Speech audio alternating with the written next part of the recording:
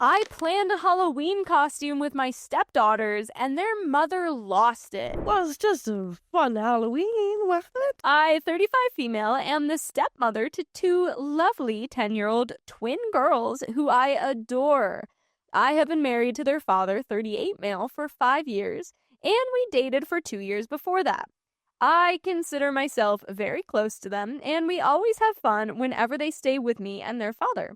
By the way, this comes from Lisa of the Roses, and if you want to submit your own stories, go to the r/OK Storytime subreddit. I'm Carly. I'm Angie. And we're here to give good advice goofily, but we don't have all the answers. We only know what we would do, so let us know what you would do in the comments. As OP says, they recently asked what kinds of movies I watched when I was their age, so it led me to digging out some old classics, most notably The Parent Trap. Of all the older movies I showed them, this one was their favorite. I think they loved seeing a movie about twins. They even delighted in the fact that, in their opinion, I look like Meredith Blake. It's the hair, I think. No way am I as gorgeous as Elaine Hendrick. Oh, stop it. I'm sure you are. I'm sure you are. It has become an inside joke for us, with me often putting on her voice and acting the part while they fall into hysterical giggles. My husband has even gotten into it, playing the clueless Nick when we get into this playful spirit. The girls are staying with us for Halloween. They alternate who has them on holidays, and whoever has them for Halloween is in charge of the costume. The girls asked if I would do a group costume with them. I was touched and told them, of course, and asked them what they wanted to do. I should have seen it coming. They wanted to do The Parent Trap, with them as the girls and me as Meredith. I found it harmless and agreed. My husband found it funny and said he'd even dress as Nick then. I got a call from their mother today telling me that she'd heard of the costume and that she didn't approve. She felt it wasn't appropriate. At first, I was touched and assumed she was worried about their stepmother being portrayed as a wicked gold digger. I told her it was fine, that it was just an inside joke that had sparked this idea. That wasn't the issue. She didn't think it was appropriate for me to do a group costume with her daughters at all, and that it was clearly lazy. What? She said I was forcing it, because why else would her daughters want to do a costume from an old movie? Well, I don't know. Ask them. It was their choice. Right. Like, maybe because they're twins, and it's a movie about twins. They just happened to put on that movie and they liked it. Yeah. That's all. I got rather upset, but tried to stay calm on the phone. I told her she might not approve, but it was harmless. And I'd been in the girls' lives for 7 years at this point. My husband, who was in the room during the call, could see I was getting upset, so he took the phone from me and began to get into it with his ex-wife. He told her that she could have all the issues she wanted, but it was an entirely proper costume for their age, and that it had been the girls who suggested it. He reminded her that it was up to him what they dressed as this year, and that he'd approved of it. I got him to calm down as he was getting upset, and the call ended rather tersely. I just feel awful about this whole thing, and I wonder if I should just bow out of matching the girls in costume if it will prevent further problems. I just know this will be a bigger thing down the line. What do you guys think? And we have some comments, but what do you think? I mean, it's kind of up to the husband, I feel. Like, if he's chill with it, I don't think you should bow out at all. Like, you're legally their stepmother. Like, it's 7 years in. Yeah, it's the not girls like you're are really girlfriend. excited. Yeah, exactly. It's like, I feel like she's just jealous that you guys have this bond and she doesn't. So it's like, ex-wife, do you even remember the plot of that movie? He doesn't end up with Meredith. Yeah, like, exactly. What are you so worried about? Exactly. And even if she was dressing up as a love interest, like, it's like, it still works. Like, she's being the villain though, girl. Get over it. Come on. Some of OP's comments. Final dirt, 5250, not the a-hole. The girl's mother isn't upset about the costume. She's upset that her daughters love you enough to want to do a group costume with you. This is 100% about her own jealousy and insecurity. Don't back down. The girls asked you, and it would hurt them if you pulled out now because their mom threw a fit. OP responds, I really don't want to back down. It means a lot to me that the girls asked me. I just worry that this could cause worse tension, which could be bad for the girls. I also hate that she feels jealous and insecure, as I think you're right there. I love the girls like they're my own, but I will never replace their mother. Designated Throwaway says, what do you value more? Making your husband's ex-wife happy or making the 2 little girls you helped raise happy and creating an awesome memory with them? OP responds, obviously making them happy. It's not about making her happy exactly. It's more concern if I don't concede on this, it'll make things harder for the girls in the long term. Cherry Colored says, not the a-hole, but I'm curious when you say old movie. Do you mean the actually old one or the one with Lindsay Lohan? Because if we're calling the latter movie old, I'm gonna start shriveling up. Oh no. OP responds, the 1998 movie with Lindsay Lohan, I'm afraid. Trust me, I know how you feel, but to them, it's old. To another commenter, oh, trust me, I dislike being called that too, but to 10-year-old girls, it's old. No! And OP is obviously voted not the a-hole. And we have an update a month later, which is after Halloween. Oh, boys, we're going to see what happens. We're going to know what happened. How do you think it goes? I hope that, here's what I really think is going to happen. Okay, yeah. I think mom is going to have a problem. She's going to be like, she's going to buy the kids a different costume, make them wear it. But then when they go over to dad's house, she's going to be like, okay, well, we're being parent trap, yeah, right? Like, come on, obviously. Obviously, we're being parent trap. Yeah, and then they're parent trap. And then the dad is like, bio mom, come on. And then she's like, okay. Word for word, I think that's going to happen. Yeah. We're going to quote you on that. Okay, great. Let's see. Update over a month later. Well, Halloween is officially over, and I thought I'd give an update before I forgot.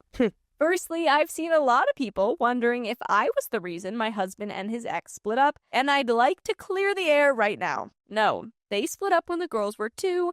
I came into the picture a year later. Things came to a bit of a head on one of the girls' visits before Halloween. I pulled their mother aside to talk about Halloween, and I told her that I understood she might have mixed feelings about this, but the girls wanted it, and I didn't want to let them down.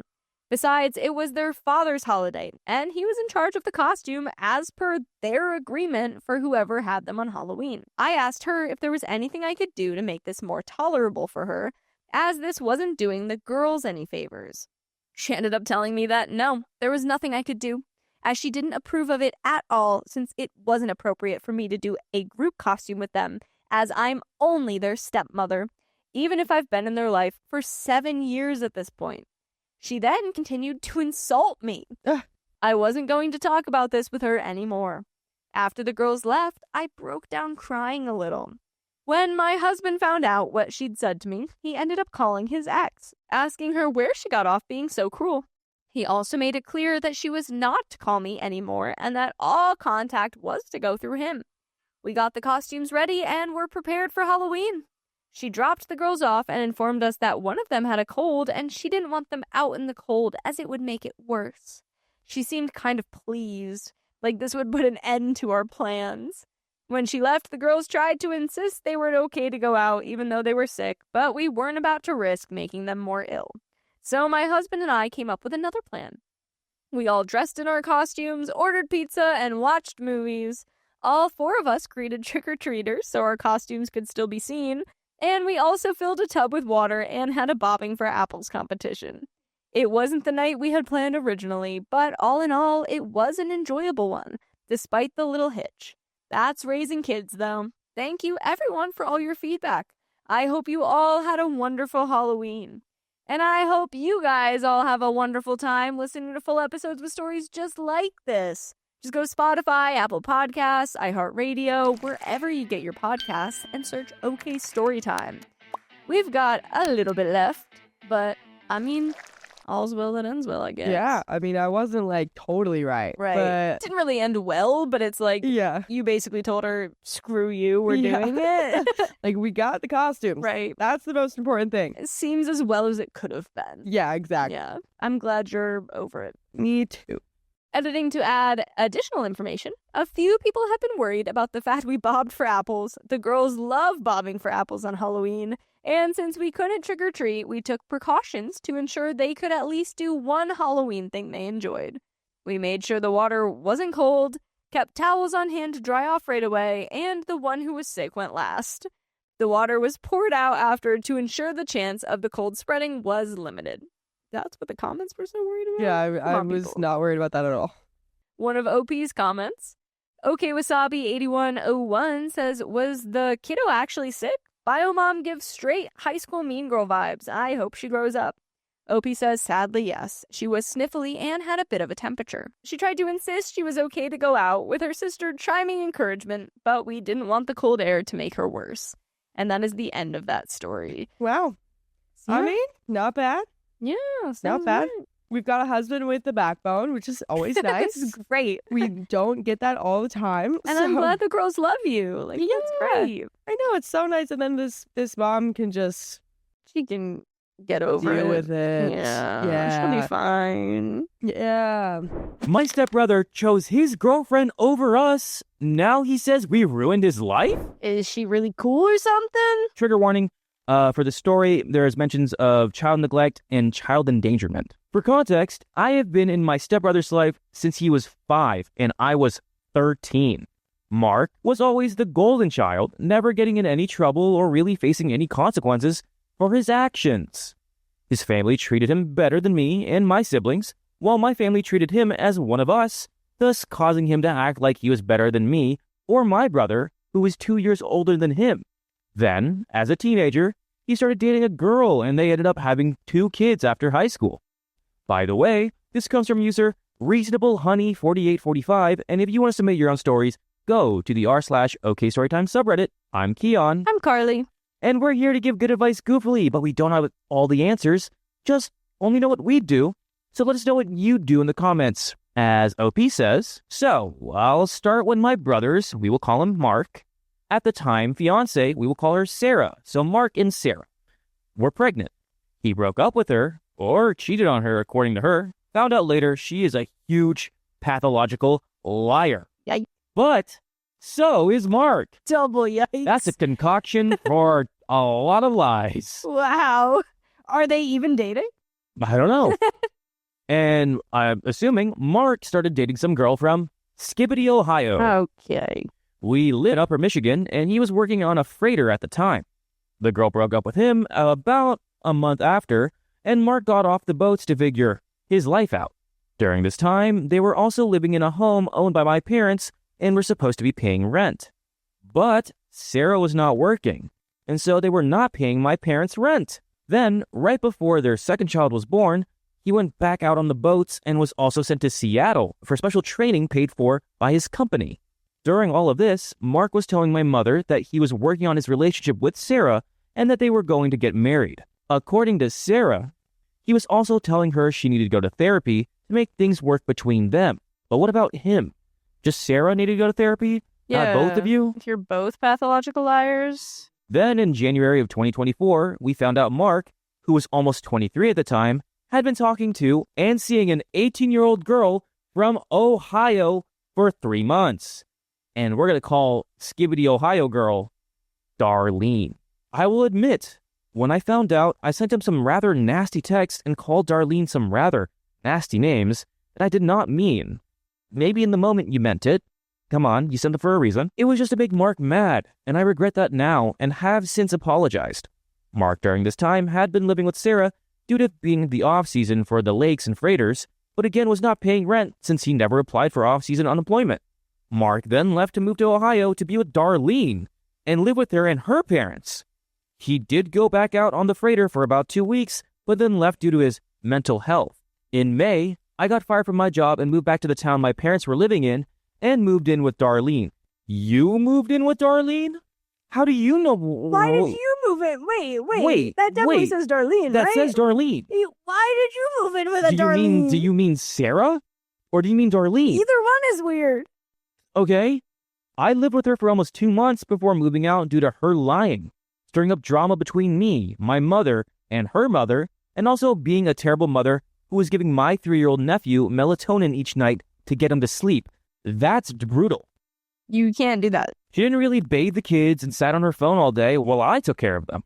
My nephew even started calling me Mama during this time because I was taking care of them more than she was, which made her upset and caused more drama. She also, during this time, started letting Mormons come into our house because she wanted to start dating the cute 20-year-old Mormon. What the F is going on here? This is not This sounds like an NPC lobby. But honestly, what guy at that age would want to be with a 25-year-old single mother of 2? I moved out and managed to patch things up with Mark due to finding out how crazy Sarah was. But for context, Mark never told us any of the stuff that happened between him and Sarah. He has always hidden stuff from us because he doesn't want to take accountability for his actions. Then, for the kid's birthday, he came up with Darlene to see them. Why? He was late and refused to see any of us because of Darlene's anxiety. Okay, I let Mark know how I felt.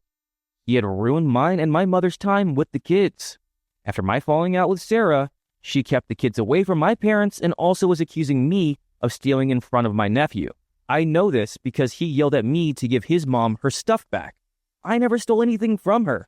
In fact, when she finally moved out of my parents' house, owing them thousands back in rent, she stole things of theirs, including a microwave that my grandparents had bought for my parents as a gift. While Sarah moved out, she also took all of Mark's stuff as well, stealing it from us as Mark had told us we could keep it, such as a mini fridge and a big screen TV that his mother had bought him for his birthday.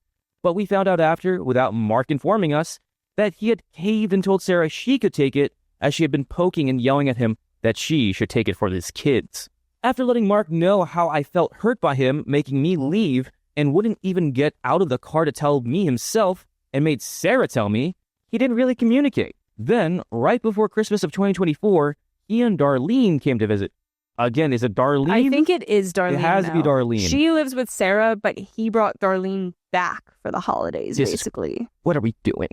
This is so messy. I had just gotten home from work and walked through the door to see Darlene and Mark sitting at the dining room table, still in their hats and coats. I said hi to Mark, and he did not introduce me to Darlene. I went about talking with my family. When my brother came home, and his uncle had called to video chat with my stepdad, they both made fun of the hat Mark was wearing. Okay. I could tell this upset Darlene, as we knew Darlene had dressed Mark up. Was it a fedora? I hope so. Was it a fedora with a feather? Or like one of those newspaper boys hats? The Newsies cap? Yeah, the Newsies caps? I hope so. Mark was wearing stuff he never wore before or would have chosen himself. Darlene then was ready to leave. Mark and her were going to leave without even talking to my mother as she was getting ready because they stopped by way earlier than any of us expected. Mark then told us he was going to come back to visit later. This did not happen, as he made Sarah and the kids leave our house to see him and Darlene as he did not want to come over to prevent drama. I don't know what drama he was talking about, as I thought the visit went fine despite Darlene and Mark not leaving the dining room table. After that, Mark did not talk to us. Then on March 7th, I sent Mark a text telling him that he and Darlene need to be careful when on the phone with Sarah because the kids can hear. I was told by my nephew that Darlene was yelling at Sarah. I told him that I understand it's hard with Sarah as she pokes, trying to get a reaction out of people to feed her need for drama. And I was currently not talking to her even when she came to visit. Mark then went off on me, saying we make Darlene out to be the villain when she's not, and basically telling me and our parents we are terrible people as we do not give Darlene a chance and we had talked bad about her. I informed Mark we do not talk about Darlene as we do not know her. We've only met her once and that I was just trying to help. I had our long back and forth apologizing for anything I may have done wrong and said, I don't know how to fix this situation. He has not called or sent me a text since. After that, I did not see Darlene or Mark, but they stopped by my parents' house when my stepdad was working on the other house, and Darlene chose that time to yell at my mother. My God. Telling her we have not been there for Mark or supported him. That she is the only one who has been there for him. I don't understand how we can support Mark when he doesn't talk to us and he lives 7 hours away. But okay, pop off, sis. My mom then explained to Mark that I didn't mean any harm from my text and was just trying to help. And he told her that it didn't come off that way. Then comes the summer. Sarah had to deal with CPS twice as my nephew had run away and my niece's feet had somehow gotten severely burnt while she was at work and the kids were at the babysitter's. What? We were not in contact with Mark at this point, and my stepdad had been working to keep the kids in our lives as we did not want Sarah keeping them from us as she had done multiple times at this point whenever she was mad at us. About a month later, when Mark was notified by CPS, he called his father and yelled at him, asking why he didn't tell him about CPS. Hey, moron, you don't talk to us. First off. Second of all, It's your children.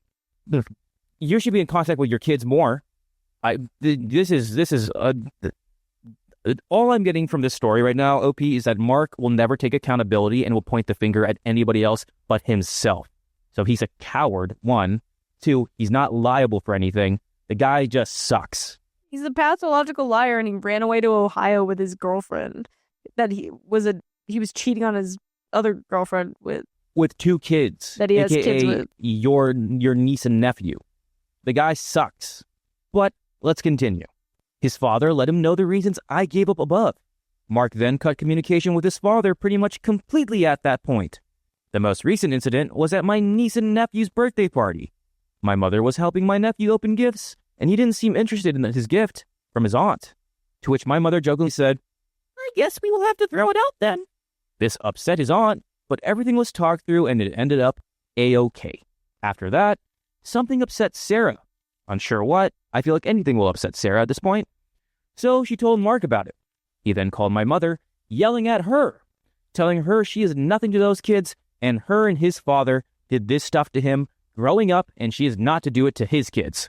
The fact that this way of communicating with people is not even communicating, it's just yelling and blaming people and then hanging up the phone. Yeah, no one's actually talking about what's going on. No, the fact that no one's calling this man out for, maybe you guys are, but that's, I don't know. I mean, OP kind of did for a little bit there, but it's like he didn't answer, the thing so is, there wasn't more. You can't call out somebody who will never take accountability because you're just like, no, you're wrong, and now you're attacking me, and now you're the meanie bobini. So, it's true. And you know what else is true? You listening to full episodes with stories just like this.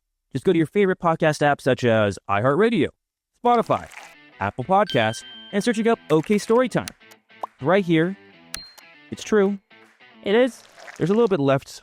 Carly, what say you? I mean, this whole thing is crazy. I feel like Mark doesn't really want to talk to you guys. You guys don't really talk to Mark. I don't even know what Sarah's doing. I feel like OP, the level of low contact that you can have while still like maintaining the level of contact with the nephews that you aren't. Like, I don't even know. Like, can you even have both? I don't know. But also the way your parents or step parents or whatever the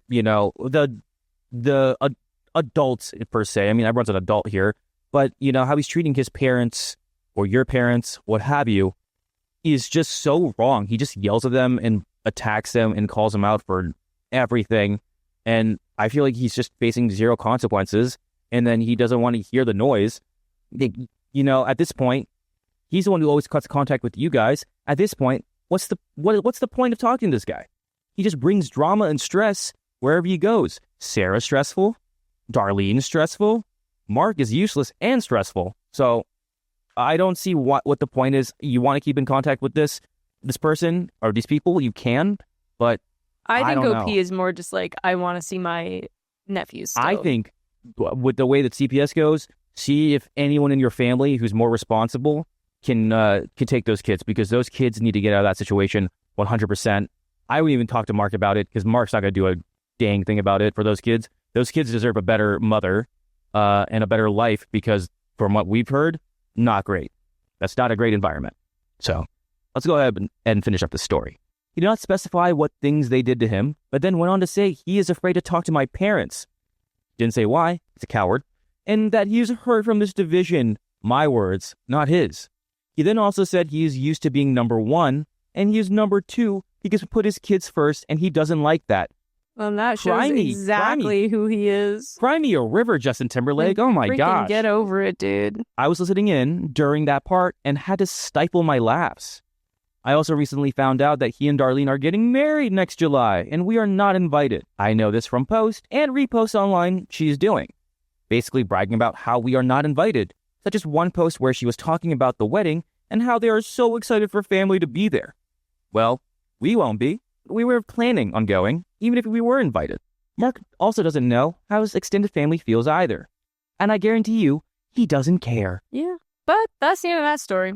My sister wanted to drain our disabled mother's money, but I won't let her. Good, don't let her. Everyone in the story is in our mid to late 40s for context. My sister is the main caretaker for our mother, who had a severe stroke last year that has left her disabled. This has been absolutely devastating for our family.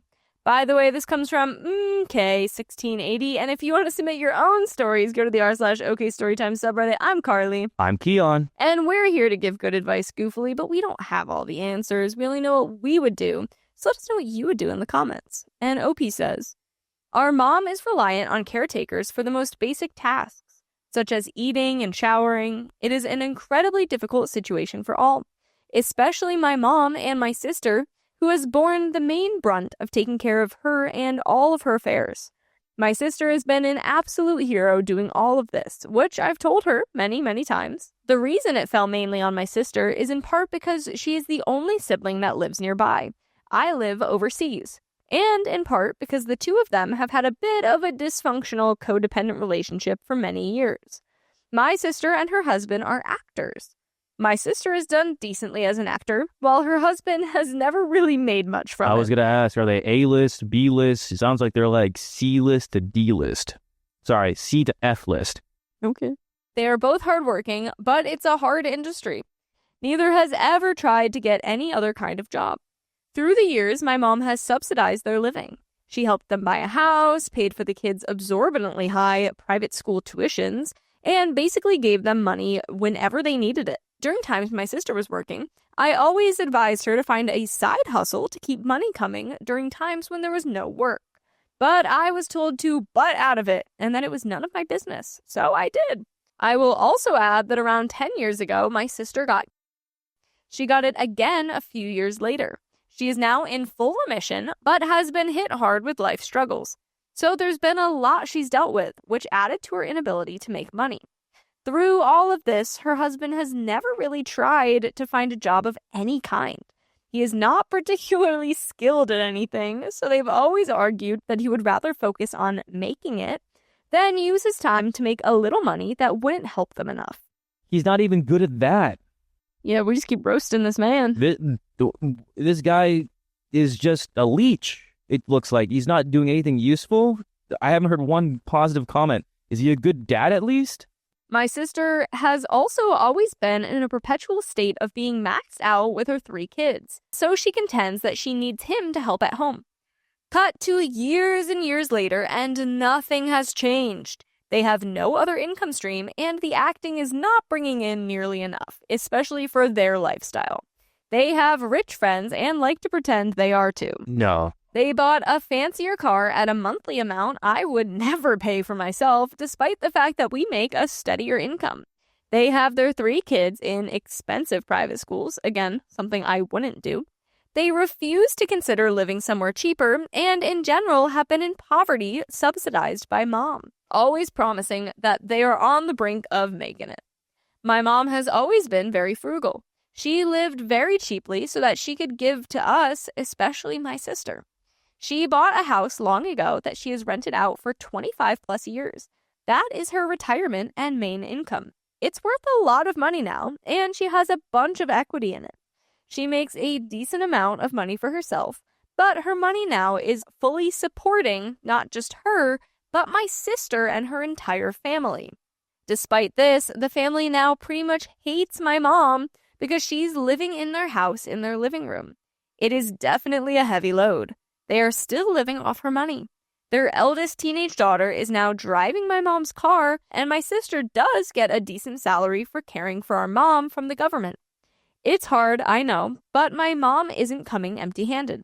We have hired caretakers that take care of our mom from 9 a.m. to 3 p.m., and then the care falls on my sister in the evenings. All of this is sucking my sister emotionally. She is a complete wreck most days. Now they have burned through my mom's savings to the point where it's almost gone. It is a very difficult situation, and I have tried to help in whatever way I can. I live a 13-hour flight away. I also have 2 young children, younger than my siblings' kids, who are all teens now. But I still fly every month or 2 and stay for 2 weeks to give my sister a break. I don't take any money and do all of this on my own dime. Each plane ticket is around $1,000. I do this gladly, but here's the rub. Because they're running out of money, my sister now wants to leverage the equity on my mom's home and take out $300K to live on.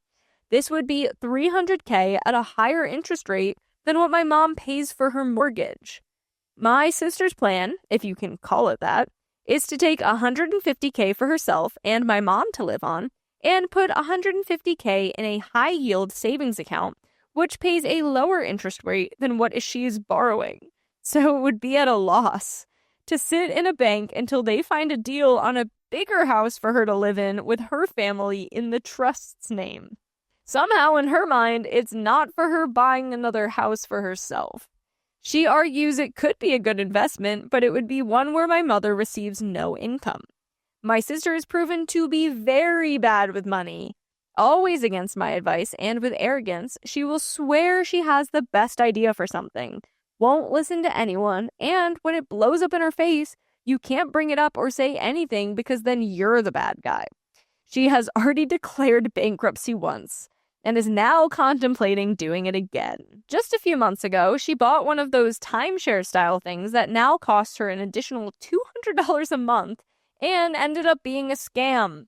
The list goes on and on of all the dumb stuff she's done. But when she is doing it, you can't tell her she's wrong, and she is always convinced she knows best. Now here we are again, but this time it's my mom's money. And my mom is not well enough to really understand or advocate for herself. I have been in talks with my mom's apartment's landlord about figuring out a way for my mom to return to her apartment. My sister's family has made no secret of the burden they feel my mom is, and my mom feels it too. She is really trying to leave. They have offered a ground floor apartment at a discounted rate, and we are hopeful that with caretakers, our mom can go back to her home. But she needs her money for herself. My sister's fair argument until now is that she can't work because my mom's care and affairs are so taxing. Of course, she also argues that her husband needs to help with the kids, so he can't work either. They still plan to use my mom's money for themselves, even when my mom no longer lives there. I put my foot down and said she cannot take out the $300K unless we have an investment plan for it to generate income. Otherwise, we'll be in the same situation in 2 years, but with higher living expenses. This will end in us selling my mom's house, which is her only source of income. I also said that my sister needs to stop taking our mom's money since my mom needs it for her care. But basically, my sister is refusing and telling me to butt out. I brought up her bad choices with finance and argued that this decision has to be made as a family. But my sister said that me bringing that up was hitting below the belt. She's now cursing me out, calling me a horrible sister, and saying she's cutting me out of her life. She is set on taking this money out regardless of what I say. And by the way, regardless of what I say, you should be set on listening to more episodes with stories just like this. Just go to Spotify, Apple Podcasts, iHeartRadio, whatever your favorite podcast app is, and search up OK Storytime. We've got a little bit left. Whoa. Your sister is exhausting. Yeah. The fact that she's using your mom as a money pit and a money well is ridiculous. And the fact that she won't listen to anybody. Obviously, we're getting the golden child tendencies here and the favorite, where mommy literally gave her every single cent to make sure she lives a lavish lifestyle, which is also insane because she doesn't have the reality check to give her, give her that notion. She's doing all this lavish stuff, but she has a real job. Yeah, I'm wondering if there's a way, because it seems like your mom is aware at least that it's happening, if you guys can get it signed so that, like, your sister can't touch the money. You took the words right out of my mouth. You need to get, like, something pen and paper, your mom, even though it's hard. I would wonder the rules, though, with them both being, like, siblings kind of thing. But I think if the mom can sign off on it, you're probably good. But what I'm afraid of is either A, the sister, since the sister takes care of the mom more so, or B, like, it's going to take advantage of your mom and, like, no, like, this is going to be a good thing, right, Mom? Well, and Mom I'm the golden knows. child. No, Mom wants out. I think if Mom can actually get out, it'll be a lot easier. I think you need to have a sit down with a lot of family members. This is, like, hilarious how nothing from, like, the sister, like, takes anything negatively. She's like, oh, yeah, this is the money pit. But when it runs out, it's one of those things where, like, she's going to she's get only into, worried like, that about accident, the current or she's going to, like, hit a wall, and you're like, no, I'm trying to prevent you. And she's like, no, you're just You just trying to be better than me? Like, you think you're better than me? You think you know more than me? I know more than you. I know way more than you. And it's just like, I want to just let you hit the wall. But it's like, it's not, like, especially with your mom involved, I know it's so impossible. If your mom wasn't involved, I would be like, all right, you can do that. Learn the hard way and don't come crying to me for any support or money. But definitely just do something with your mom. See if she can sign something where your sister cannot get away with this, because that is ridiculous. A little bit left. I don't know what to do, but I really feel crazy. Is it really unreasonable to research a solid investment plan so that this money makes money? It's our only chance to have such a large sum to invest. To me, this seems smart, especially because my mom is now in good health and could live many more years. I feel my sister is committed to poverty, unwilling to do anything to change it, and now even the idea of an investment is too much for her because she is so maxed out emotionally. I am so upset because I'm just trying to help, but I also feel we have to have a frank conversation about this. My sister can't keep taking my mom's money.